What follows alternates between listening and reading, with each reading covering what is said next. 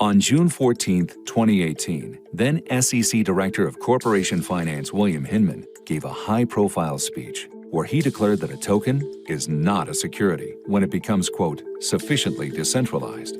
But internal emails and documents show that senior SEC officials repeatedly warned Hinman that his speech wasn't true to the law and would greatly confuse the markets even more than they already were. Now, after more than 2 years and 7 court orders, we can finally share some of what we found in the Hinman speech documents. The SEC head of trading and markets warned Hinman that he was making up factors that, quote, go beyond the typical Howey analysis, as in not in the law, and that the speech could lead to not just confusion, but greater confusion on what is a security. Hinman ignored him.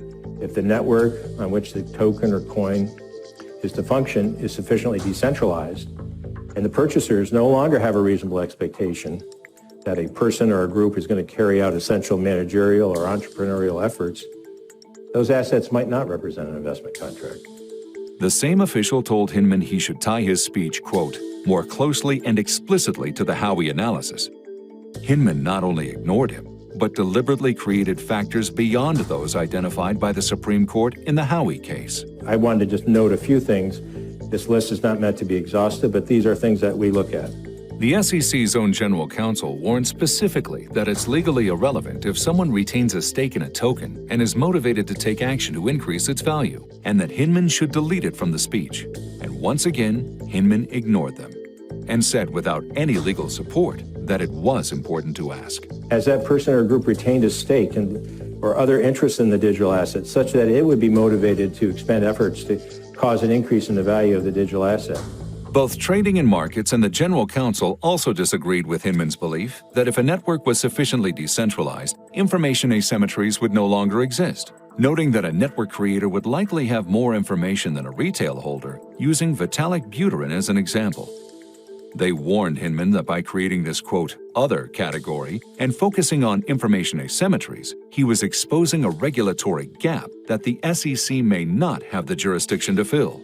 Again, Hinman ignored them. As the network becomes more truly decentralized, the ability to identify a promoter or to make the requisite, and someone that could actually make the requisite disclosures becomes in many cases difficult or and perhaps much less meaningful. On June 4th, Hinman wrote that he didn't see a, quote, need to regulate Ether as a security, and set up a call with Ethereum's co-founder Vitalik Buterin later that week to, quote, confirm our understanding.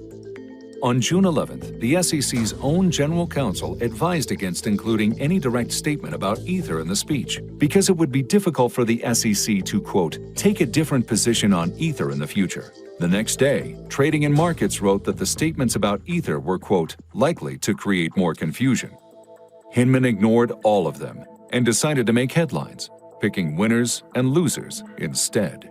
Moreover, putting aside the fundraising that accompanied the creation of Ether, based on my understanding of the present state of Ether, the Ethereum network, its decentralized structure, we believe current offers and sales of Ether are not securities transactions.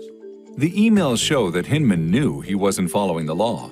He knew he was making things up, and he knew that his speech would result in greater confusion in an already confused market. But Hinman went ahead with the speech anyway, and the SEC, despite knowing all this, touted the speech repeatedly. The SEC chairman himself pointed market participants to the speech. Bill Hinman recently outlined the approach we take to evaluate whether a digital asset is a security, and I encourage you to take a look at Bill's speech, which is available on our website. The SEC knew the speech didn't follow the law. The SEC knew the speech would create greater confusion, and the SEC knew Hinman was making things up. So why is the Hinman speech still on the SEC's website?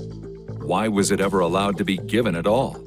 And why has the SEC pushed a policy of regulation by enforcement, falsely insisting the rules are clear?